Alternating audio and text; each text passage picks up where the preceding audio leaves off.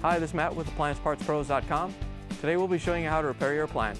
Remember, anytime you work on an appliance, make sure it's unplugged or the circuit breakers are off so there's no chance of electrocution. In this video, we're going to show you how to change out the LG dryer adjustable dryer leg. It's going to be a very easy repair, and it's only take a few minutes to show you how to do it. If you already have one of these, great. If not, you can click on the link below or get it at AppliancePartsPros.com.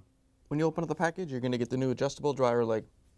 The adjustable dryer leg is used to level the dryer. The main reason you'll be changing it out is if it's lost or damaged and the dryer is going out of balance. There's 4 adjustable dryer legs in the bottom of the dryer. They're all changed out the same way. All you have to do is tilt up the dryer and support it with a block of wood. Just tilt up whichever side you need to change the leg on. The adjustable dryer legs are located in the corners. All you have to do is unscrew them by hand. If they're too tight and you can't get it to come out, use an adjustable wrench to help unscrew it.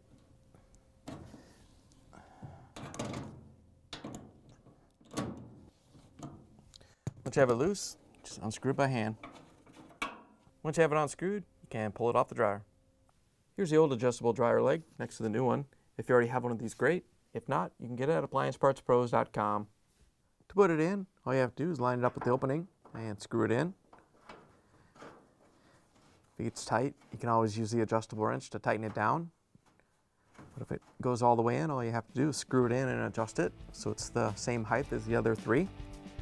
Once you have it at the right height, you can set the dryer back down on its feet.